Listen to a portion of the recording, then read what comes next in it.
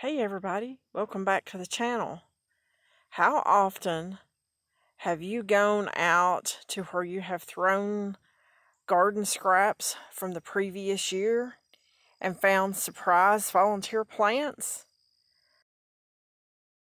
Well folks, I just done that.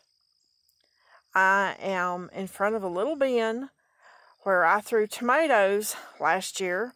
Crazy thing is, I've already came in here and got what I thought was all of them out and gave them to a friend. And I came out and look, I have more surprise tomatoes. Hopefully they'll grow fast enough where they produce some tomatoes before frost. So I'm going to give them a chance. I'll be getting them out and throwing them in the garden. I have a couple of spots open.